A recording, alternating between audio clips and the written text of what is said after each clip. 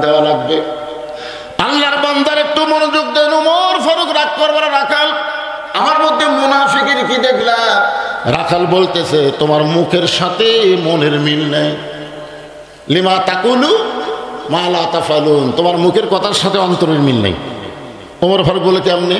রাখাল বলে তুমি সত্যি করে বলো তো আমি কি উটের মালিক? আমি যদি উটের মালিক হই তুমি আমাকে রাখাল বললা কেন? আর যখন আমাকে রাখাল বলছো তখন তোমার মন বলতেছে আমি উটের মালিক না। আর মালিক বাদ্দা রাখালের কাছে কেউ যদি আল্লাহর হস্তেও চায় রাখাল দিবার পারবে। যার প্রমাণ আমি নিজেই প্রমাণ। কারণ পাবনা বাইকোলা কেবল টেস্ট থেকে নামছি, ইতিমধ্যে এক লোক দৌড়ে এসে আমার হাতে চকচক 100 টাকা দিয়ে কয় হুজুর দোয়া করে। আমি টাকা থেকে খুব লোভ হলো তো চকচকা টাকা পকেটে টাকা, বললাম ভাই কি দোয়া? হুজুর আমার বইয়ের পেটে বাচ্চা আছে, আল্লাহ একটা পুত্র দেয়। যেই কইছে বইয়ের পেটে বাচ্চা আছে আল্লাহ একটা পুত্র দেয়, আমি তখন নিজকে চিন্তা করে দেখলাম, পকেট থেকে 200 বের করে দিলাম। বলে হুজুর আমি তো টাকা চাইনি দোয়া। আমি বললাম পাগলা, আমি নিজেই 3 মেয়ের বাপ, রে। আমার দোয়াতে যদি পুত্র হয় তাহলে আগে আমার বইয়ের পেটে হতো। তো আমার বইয়ে যদি না হয় তোর বইয়ের পেটে হবে। তখন কয় হুজুর তাহলে আপনি টাকা আপনি দেন, আমার দেন। ওরে যে টাকা দিছি মারতেছে দৌড়, খপ করে হাত ধরে বললাম কোথায় যাবি? বলে ওই হুজুরের কাছে যাবো যার বেটা ছাওয়াল আছে। আমি বললাম কোনো হুজুরের কাছে না, কোনো বাবার কাছে না, কোনো মাজারে না, বাবার যদি চাও মালিকের কাছে চাও। ধরে কোন কথা ঠিক না? রাখাল বলে পথিক সত্যি যদি আল্লাহর রাস্তায় উঠে 1 পেলা দুধ চাও তাহলে এখান থেকে মালিকের বাড়ি হলো 10 মাইল দূরে। ওই মালিকের বাড়ির দরজা গিয়ে বলো মালিক তোমার রাখাল ওট আর দুম্বা চড়াই, তুমি মালিক যদি হুকুম দাও রাখাল আল্লাহর রাস্তায় ওটের 1 পেলা দুধ দিবে। ওমর ফারুক বলে রাখাল ভাই অত দূর মালিকের বাড়ি যাওয়ার দরকার নাই, বরং তোমাকে 2টা টাকা দিলাম, এই 2টা টাকার বিনিময়ে তুমি ওটের 1 পেলা দুধ দাও। রাখাল বলে পথিক তুমি কি হযরত ওমরকে চেনো? রাখাল কাকে বলতেছে? হযরত ওমরকে বলতেছে। পথিক তুমি কি হযরত ওমরকে চেনো? ওমর আল্লাহর কোরআন দিয়ে রাষ্ট্র চালায়। ওমরের গুপ্ত বাহিনী যদি দূর থেকে দেখবার পায় যে তুমি 2 টাকা ঘুষ দিছ আর মালিক বাদ দিয়ে আমি তোমাকে ওটের 1 পেলা দুধ দিলাম, তাহলে তোমাকেও ধরবে আমাকেও ধরবে। এই বুড়া বয়সে কি তুমি ধরা পড়বার চাও? ওমর ফারুক বলে রাখাল ভাই সত্যি এই কথাটা আমি খেয়াল করি নাই, তাহলে চলো পাহাড়ের গুহার মধ্যে যাই। ওই গুহার মধ্যে গিয়া আমি তোমাকে গোপনে 2টা টাকা দেব, তুমি গোপনে উঠে 1 পেলা দুধ দিবে। উমরের গুপ্ত বাহিনীও দেখতে পারবে না, তোমার মালিকও জানতে পারবে না। রাখাল চিল্লায় বলে তুমি ভণ্ড, তুমি ভণ্ড, তুমি ভণ্ড। উমর ফারুক বলে রাখাল আমার মধ্যে ভণ্ডামির কি দেখলা? রাখাল বলে পথিক রে ওই পাহাড়ের গুহার মধ্যে দেওয়া না করলে উমরের গুপ্ত বাহিনী দেখতে পাবে না, আমার মালিক জানতে পারবে না। কিন্তু রাখাল যে আল্লাহকে বিশ্বাস করে সে আল্লাহ সব কিছু দেখতে পায়।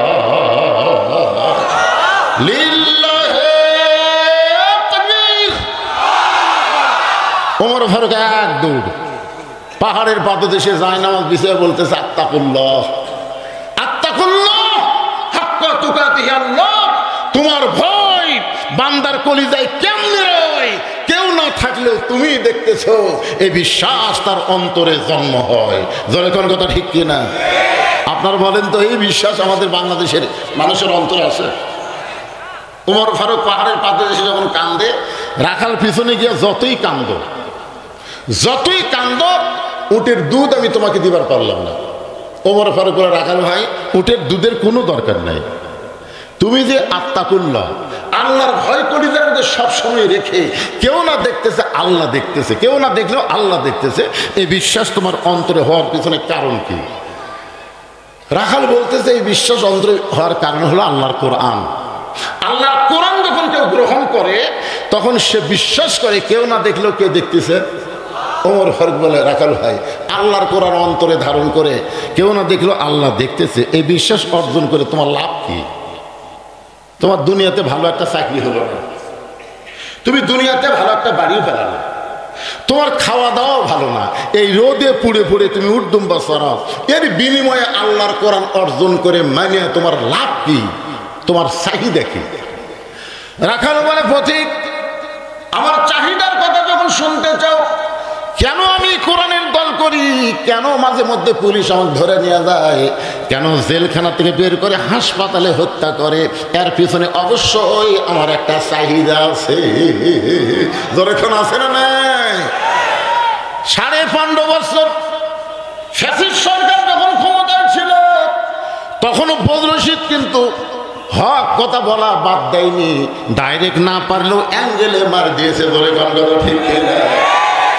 এ পর্যন্ত 9 বার আমাকে ধরলো পুলিশ। কেন ধরলো? আমার চাহিদা কি?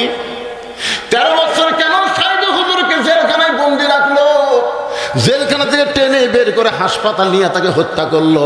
এরপরও আল্লাহর বান্দা কিন্তু হক বলা ছাড়েনি।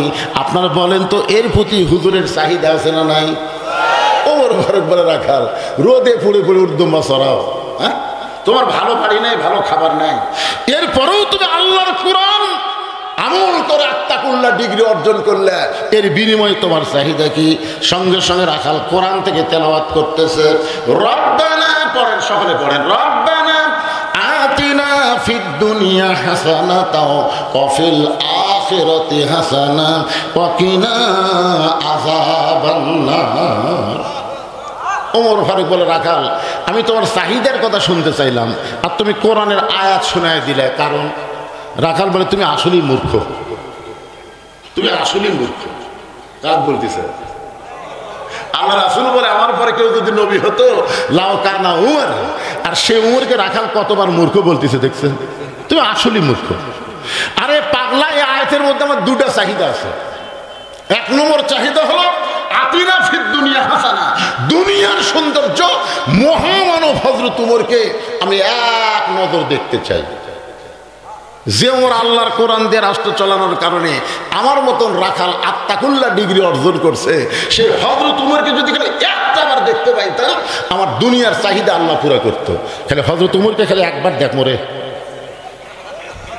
আমার 2 নম্বর চাহিদা হলো, আমি রাখাল যখন মরে যাব, আল্লাহর কোরআন অনুযায়ী আত্তাকুল্লাহ ডিগ্রি অর্জন করার কারণে অধম রাখালকে আল্লাহ যেন জান্নাত দেয়। সঙ্গে সঙ্গে হয়তো দৌড়ে এসে রাখালে হাতটা খপ করে ধরছে, ধরে 3 বার চুমা খাস। রাখাল কয়, পাগলা নাকি রে, আমার ঘামা হাতে তুমি 3 বার চুমা খেলে। ওমর ফারুক বলে, রাখাল ভাই, আল্লাহ তোমার 2 নম্বর চাহিদা পুরো করছে, মরার সঙ্গে সঙ্গে আল্লাহ তোমাকে জান্নাত দিয়ে দিবে। আপনারা সুবহানাল্লাহ করেন, কিন্তু রাখাল সুবহানাল্লাহ কয় না। ওমর ফারুক বলতে, কে রে রাখাল, আমি যে বলতেছি মরার সাথে সাথে আল্লাহ তোমাকে জান্নাত দিবে, বিশ্বাস হয় না?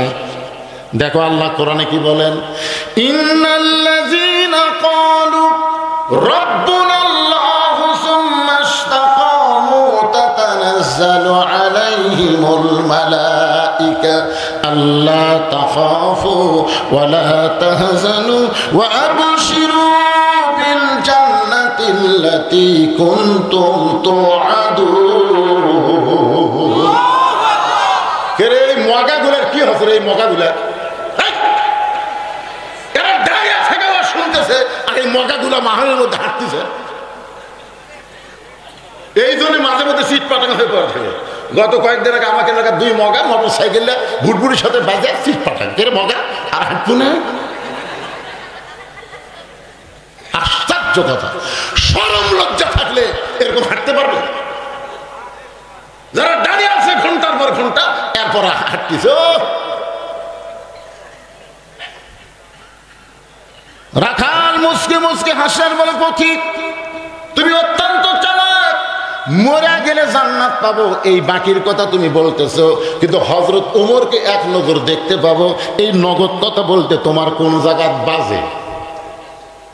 আপনারা বলেন তো, জান্নাত পাওয়া এটা কি নগদ না বাকি?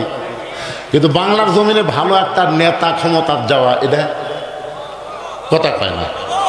আপনার কোনটা আশা করতেছে? এখানে আল্লাহ কিন্তু ডাইরেক্ট বলেছে, দুনিয়া যদি সুন্দর না হয় তার আখিরাত কোনোদিন সুন্দর হবে না। বাংলাদেশকে আগে সুন্দর করলে আপনি মরার পরে সুন্দর জান্নাতে যাবেন। জোরে করে কথা ঠিক না? আপনার কি মনে করতেছেন আল্লাহ করে দিবি? আল্লাহ বলে আল্লাহ যদি করে দেয়, নবী আবু জেহেলের কাছে 400 বার গেল কেন? আল্লাহ যদি করে দেয়, নবী তাইফের ময়দানে রক্তাক্ত হলো কেন? আল্লাহ যদি করে দেয়, উহুদের ময়দানে নবীর দান শহীদ হলো কেন? নবীর চাইতে আপনি বড় হচ্ছেন নাকি? তেলতেলা শরীরে আপনি জান্নাতের যাবেন, তেলতেলা শরীর খালি তেল মাকে আর তেলতেলা করে। একটা পিটন খাওয়ার দাগ নেই, একটা পাথর খাওয়ার দাগ নেই। কি সারাদিন লব উল্টা ঘরে আর কয় আমার কোনো টেনশন নাই, আমি সারাদিন ঘুরি, সারা রাত ঘুম পাড়ি, পুলিশ কোনোদিন আমার খোঁজে না, পুলিশ ওই বদরুশিদের বাড়ির যায়। রে তুই তলে তলে কার দল করিস? পুলিশ জানে না? শয়তানের দলকে পুলিশ কোনোদিন খুঁজবে না, আল্লাহর দলকে 15.5 বছর খুঁজিছে। তোরে কোন কথা বল না কেন? একটু মনোযোগ দিয়ে শুনতে হবে। রাখাল বলে পথিক মরে গেলে জান্নাত পাবো, এই কথা তুমি সহজেই বলতেছো, কিন্তু হযরত ওমরকে এক নজর দেখতে পাবো, এই নগদ কথা বলতে তোমার কোন জায়গায় বাজে? ওমরের চোখ দিয়ে দর দর করে পানি পড়তেছে। দর দর করে পানি পড়ার কারণ হলো যে রাখাল ওমরকে তওবা পড়াছে। জোরে কোন কি পড়াছে? যে রাখাল মুনাফিক কছে, যে রাখাল ভণ্ড কছে। এখন যদি বলি আমি ওমর, যে ওমর রাস্তা দেখলে শয়তান কয়দিন যায় না? যদি বলে রাখাল ভাই তুই যে ওমর দেখতে পাচ্ছিস সেটা আমি রে, এ বলাও সারা, হাততেল করে মরাও সারা। যদি বলে আমি ওমর, রাখাল কি দেখবি? কারণ 3টা অকাম করছে। ধরে কোন কয়টা? তওবা পড়াছে, মুনাফিক কাছে, ভণ্ড কাছে। ওমর ফারুক চিন্তায় পড়ে গেলেন, আমি তো ওমর, এইটা রাখালকে কেমনে বলবো? এমন সময় কোরআন বলতেছে উদউ ইলা সাবিলি রাব্বিকা বিল হিকমা। ওমর ফারুক বলেন, রাখাল সত্যি যদি ওমরকে দেখতে চাও তাহলে তোমাকে ফজরের নামাজ সামনে কাতারে আদায় করা লাগবে। ফজর যদি সামনে কাতারে আদায় করতে পারো, মেহরাবের মধ্যে যেই মানুষটাকে দেখবা ইমামতি করতেছে, ওই মানুষটি হলেন হযরত ওমর। তাহলে ভালো নেতা খালি সমাজের নেতাগিরি করলে হবে না, মাঝে মধ্যে মসজিদে ইমামতি করার যোগ্যতা অর্জন করা লাগবে। ধরে কোন কথা ঠিক না? আগামী ইলেকশনে আপনার তো মহাদেবপুরে হিন্দুকে এমপি বানান। ধরে কোন কথা ঠিক না? আপনার সারা ইমামও বুঝেন না, নেতাও বুঝেন না। কি দেওয়া হয় না দেওয়া হয়,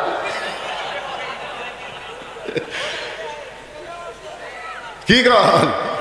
সুবহানাল্লাহ, মাথা নষ্ট বারে, মাথা নষ্ট। আরে আপনাদের কথা কি খবর?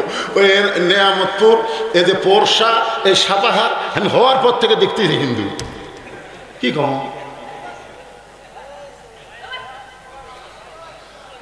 আল মুশরিকু নাজাসুন, কোরআনের কথা। যারা মুশরিক তারা অপবিত্র। জোরে তার কথা ঠিক কথা বলে। আল্লাহর সঙ্গে অন্য কাউকে যারা শরীক করে তারা অপবিত্র। আর ভোট হলো আপনার পবিত্র নিয়ামত, আমানত। একটু মনোযোগ দিয়ে শুনবেন। রাখাল চোখের পানি নিয়ে বলতেছে, পথিক তুমি কি আমাকে চেনো? আমি মসজিদের বারান্দায় নামাজ পড়ি, আমি মসজিদের ভিতরে কোনোদিন ঢোকার সাহস পাই না। ওমর ফারুক বলে, রাখাল ভাই মসজিদের মধ্যে ঢোকার সাহস তোমার কে বন্ধ করে দিল? রাখাল বলে, পাগল নাকি? পাগল তুমি? মসজিদের মধ্যে নবীর দামি দামি সাহাবী নামাজ পড়ে, আর সে জায়গাতে আমি রাখাল ঢুকতে পারি? আসলে ভিতরের খবর জানি না তো।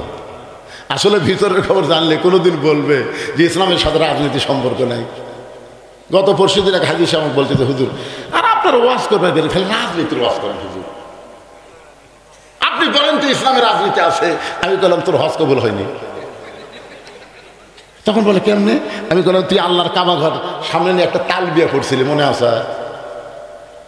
ইন্নাল হামদা ওয়ান নিমাতা লাকাওয়াল মুলক। আপনারা যারা আলেম আছেন, যারা একটু ইসলামী চিন্তা করে দেখেন তো, লাকাওয়াল মুল লা শারিকা লাকের অর্থ কি?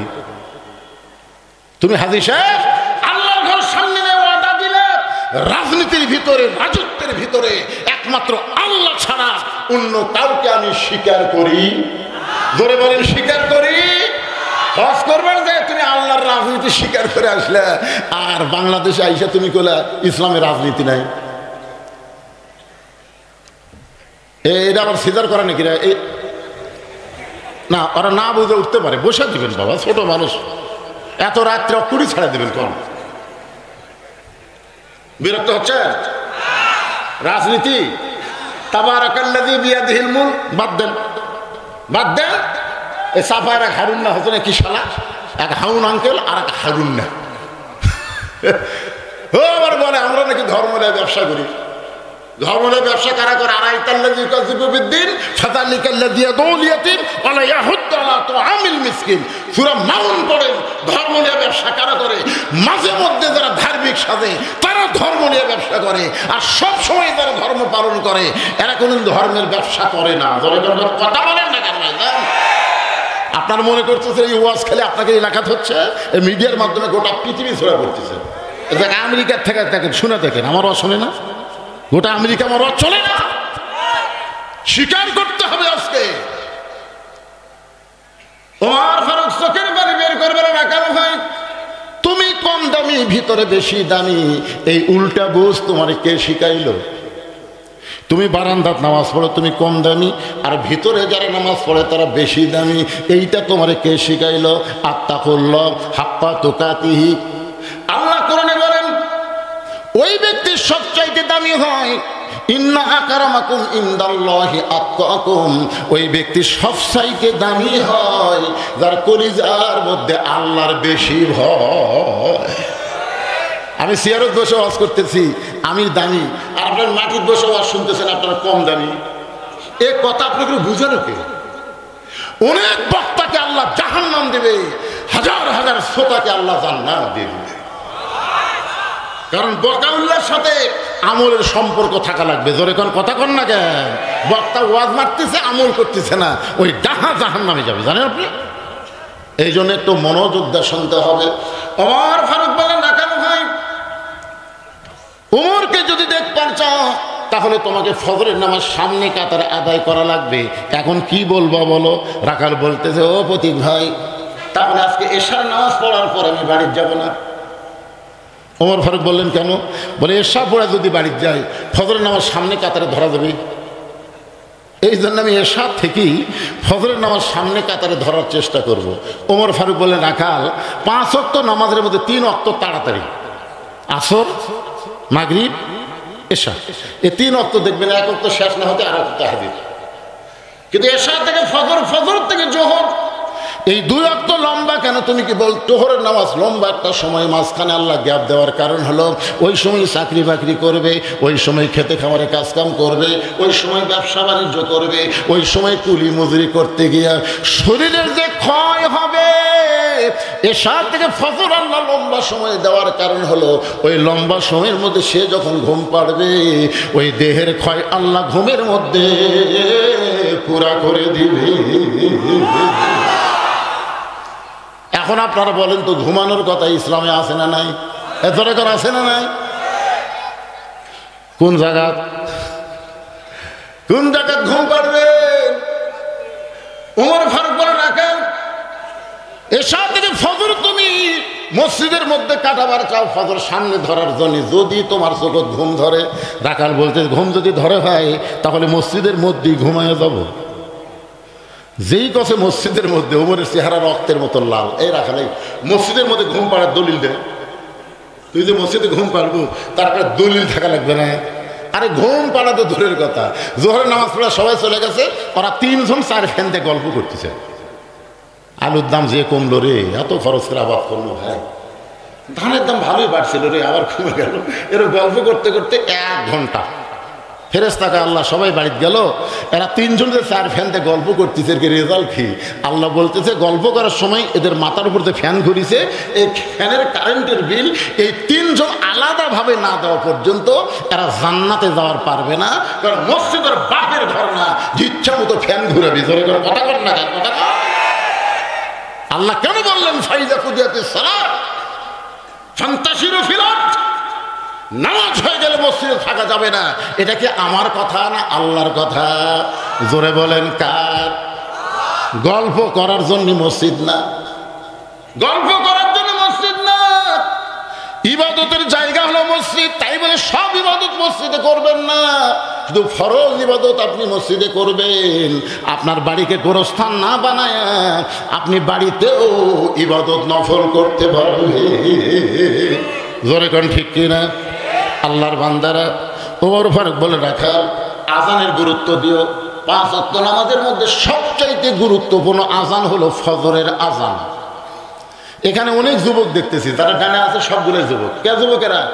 ফজরের আজান তোমাকে কেমন লাগে? ভালো। অধিকাংশ যুবকেরাই ফজরের আজান শুনবারই পারে না। 2-1টা যারা শুনবার পায় একটা ল্যাপটা না মাথার উপর দেয়। এখন পাও লম্বা আছে, পাও যে বাইরে হয়ে গেল, পাও টানা বুকের মধ্যে থসে বাইরে থাকে, আপনি মনে করবেন চাউলের বস্তা ঢাকা আছে। কে পাও নাই, মাথাও নাই, গেল কোথায়? বিড়াল যেমন ইন্দুর ধরে, আপনি আস্তে আস্তে ঢুকে খালি ল্যাপটা টানতে দেখবেন ল্যাপের তলে ওর সাইজ, আর সকালবেলা সাইড ঠিবে কুত্তার সাইজ, একই সাইজ। ফজরের নামাজ বাদ দিয়ে ঘুম পাড়ে যারা, আপনার সকলে বলবেন কুত্তার আমল করে তারা, বলতে পারবেন না ভাইজান? ফজরের নামাজ বাদ দিয়ে ঘুম পাড়ে যারা, না না না, আগে ভালো করে শুনে নেন। ফজরের নামাজ, ফজরের আজান শুনে ঘুম পাড়ে যারা, কুত্তার আমল করে তারা। কুত্তার আমল, কুত্তার কাজ, কুত্তার কাজ বোঝেন না? ফজরের নামাজ বাদ দিয়ে ঘুম পাড়ে যারা, কুত্তার আমল করে তারা, বলতে পারতেছেন না। হায় হায়, আপনারা বলেন তো ভাইজান, 5 ওয়াক্ত নামাজের মধ্যে সবচাইতে গুরুত্বপূর্ণ নামাজের নাম কি? এই নামাজ যদি কেউ বাড়িতে পড়ে, কেউ যদি বাড়িতে পড়ে সব ফজর এই 2 ওয়াক্ত নামাজ কেউ যদি বাড়িতে পড়ে, আল্লাহর নবী বলেন তার মধ্যে মুনাফিকি চলে আসবে। ওমর ফারুক বলে রাখাল, ভাই আজানের গুরুত্ব দিও। এতদিন আজান শোনার পরে রাখাল ধীরে ধীরে যায় বারান্দায় নামাজ পড়ছে, কিন্তু আজকে নামাজ পড়বে কোথায়? এ ধরে বলেন কোথায়? সামনে কাতারে। যেই মাত্র সালাতু শোনেন, আসসালাতু খায়রুম মিনান নাওম, ঘুম হইতে নামাজ অতি উত্তম। কম্বল ফেলে দিলেন, গায়ের উপর, সিনার উপর, বুকের উপর কম্বল ছিল, ফেলে দিলেন, সাইড আছে, আজান শোনা শেষে ফেলে দিলেন, আস্তে করে তোষকের উপর একটা লাথি মারলেন। লাথি মারলে কিন্তু আর আকর্ষণ থাকবে না, ধরে কোন কথা ঠিক কিনা? এরপরে অজু করলেন, ঠান্ডা পানি দিয়ে অজু করে মসজিদ দিকে রওনা দিলেন। ফেরেশতারা বলে, আল্লাহ যেই যুবক আজান শুনে ঘুম পাড়বে, সেই শুভ আজান শোনার সাথে সাথে ঘুম বাদ দিয়ে, ল্যাপ তোষকের মহব্বত বাদ দিয়ে তোমার ঘর মসজিদ দিকে যায়, এই যুবকের রেজাল্ট কি আল্লাহ আমরা জানতে চাই। আল্লাহ বলে, ফেরেশতা, বর্তমানে যদি বদরের যুদ্ধ থাকতো, আমি বলতেছি এই সমস্ত যুবকেরা বদরের যুদ্ধেও অংশগ্রহণ করত। তাই যুবকেরা রে ভাই, সরকারি চাকরির যেমন বয়স লাগে, সব বয়সে যেমন সরকারি চাকরি হয় না, নামাজের তেমন একটা বয়স লাগে। যৌবনে যদি তুমি নামাজ না ধরো, বুড়া বয়সে তোমার নামাজ আল্লাহ আর কবুল করবে না। যৌবন বয়সে নামাজ লাগবে পাগল, বুড়া বয়সে স্বামী আল্লাহ করতে, ও বাবা রে মাজা চাকরি ও করতেছে, ঠিক মতো রুকু সেজদা করে পারে। আল্লাহ ভাই বুড়া বয়সে যা রুকু সেজদা করে পারিস নি, না পার, পেনশনের সব পাবো যদি যৌবন থেকে চাকরি করিস। সরকারি চাকরি যদি ঠিক মতো করে, বুড়া বয়সে চাকরি করা লাগে না, বসে থাকা বেতন পায়। কথা কন না কেন ভাই? যৌবনে যারা আল্লাহর 5 ওয়াক্ত নামাজ জামাতে পড়েছে, বুড়া বয়সে যদি ঠিক মতো জামাত পড়বার নাও পারে, ওই সরকারের পেনশনের মতন মরা পর্যন্ত আল্লাহ তাদের সওয়াব দিয়ে দেয়। আর একটা কথা শোনেন, হাসরের ময়দানে আল্লাহ প্রত্যেকটা বান্দা বান্দিকে বলবে যে তোমার শৈশবকালের কোনো হিসাব আমি চাই না, বুড়াকালের কোনো হিসাব দেওয়া লাগবে না, খালি যৌবনের হিসাব দিয়ে জান্নাতে যাও। কি বাবা, নামাজ কখন ধরবেন? একটু মনোযোগ দিয়ে শুনবেন, মনে কষ্ট নিয়েন না। হতে পারে আমার জীবনের এটাই শেষ ওয়াজ, হতে পারে আপনার জীবনের শোনা শেষ ওয়াজ। একটু মনোযোগ দিয়ে সামিনা ওয়া তাআনা, শুনবো আমল করার নিয়তে, বিরক্ত হলে চলবে না। একটু মনোযোগ দিয়ে শোনেন। রাখাল এতদিন বারান্দায় নামাজ পড়েছে, আজকে পড়বে সামনে কাতারে। এখন মসজিদের মধ্যে ঢুকতে গেলে নিজের ইচ্ছা মতো ঢোকা চলবে না, ডান পায়ে, জোরে কোন পায়ে, শুধু ডান পায়ে ঢুকলে হবে না, জবান খুলে একটা দোয়াও পড়া লাগবে। ও যুবকেরা, তোমরা কি দোয়া পারো? তাহলে বলো তো দোয়াটা কি? আগে বাড়ানো দেখো, আগে বাড়ানোর দেখো স্যার। হ্যাঁ, এটা ঢোকা আগে বাড়াবো, ঢোকে বাড়ানোর মতো, বুঝলেন না? মানে যাবি শেষে, আসবি আগে, এই জন্য আগে বাড়ানোরটা কথা, মানে বাড়ানোটা ফের ঢোকে, মানে ওই জায়গায় থাকবি না। সবাই বলেন আমার সঙ্গে, আল্লাহুম্মা আফতাহ লি। মানে কি? মানে জানেন? মানে জানা লাগবে। আল্লাহুম্মা আফতাহ লি আবওয়াবা রহমতি, কেমন একটা দরজা দিয়ে আমরা তোমার ঘরের মধ্যে ঢুকতেছি, ঢোকা মাত্র আল্লাহ অবারিত রহমত বর্ষণ করবে। রাখাল মসজিদের মধ্যে ঢুকে সামনে কাতারে যাবার চাই। প্রত্যেকটা সাহাবী নড়ে সরে রাখালকে যাওয়ার রাস্তা করে দেয়।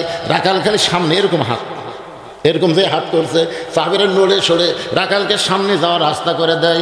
রাখাল মনে মনে কয়, আল্লাহ, বারান্দার থেকে ভাবলাম কি আর ভিতরে ঢুকে দেখলাম কি? এতদিন মনে করেছিলাম ভিতরে দামি দামি, কিন্তু আজকে ঢুকে দেখতেছি আমিও যা এরাও তাই। কেরে একবারে 4-5টা মুরব্বী উঠলো কেরে।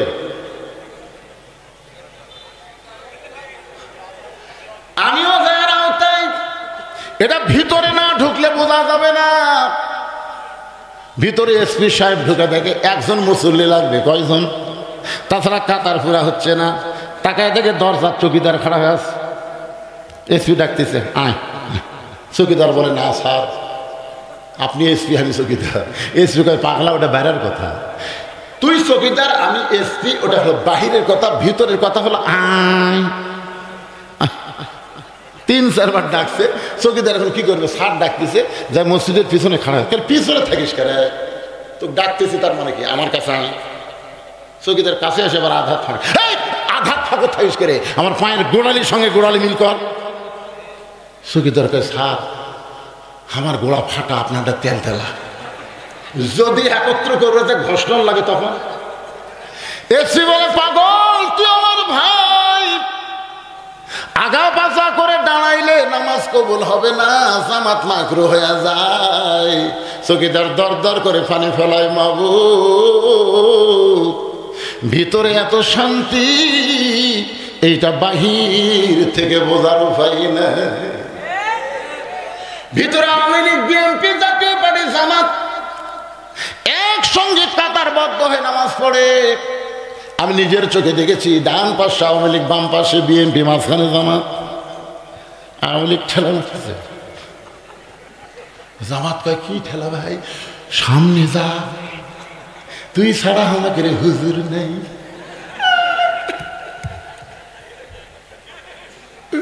আওয়ামী লীগ বলতে আমি মাঝে মধ্যে ঢুকি রে, পড়া ভার পারি না। বিএনপি কয়, আঁকা মধ্যমতি, সামনে যা। জামাত ইসলাম কয়, ভাই, তুমি হলে স্বাধীনতার স্থপতি, তুমি হলে স্বাধীনতার ঘোষক, আমি কিন্তু যুদ্ধ।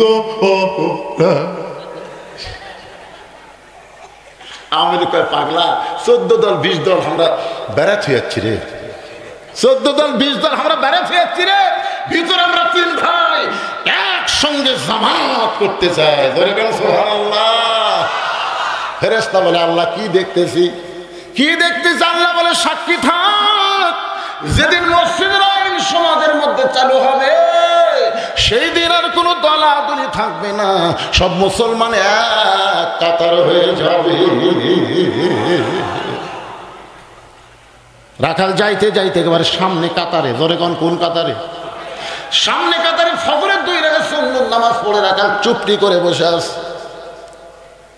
শুধুমাত্র মনের মধ্যে কামনা, একটা বার, জোরে বলেন, কয়বার? সারা জীবনের সাধনা একটা বার হযরত ওমরকে দেখবে। এই কারণে রাখাল 2 রাকাত সুন্নত পড়ে চুপটি করে বসে আছে। এমন সময় একজন সাহাবী মসজিদের মধ্যে ঢুকে দেখে জায়গা দখল। কে রে? আমার জায়গাটা কে বসে আছে? ওই সাহাবীর নাম হলো ওসমান গনি। জোরে বলেন নাম কি? শুধুমাত্র ইমামের জায়গা ছাড়া কোন জায়গা কারোর জন্য নির্দিষ্ট নাই, কিন্তু আল্লাহর নবী বলেছেন আমি যখন ইমামতি করব আমি বরাবর যিনি পিছনে দাঁড়াবে তার নাম হলো আবু বকর। আমার আবু বকর যখন ইমাম হবে, আবু বকর বরাবর যিনি পিছনে দাঁড়াবে তার নাম হলো উমর। উমর যখন ইমাম হবে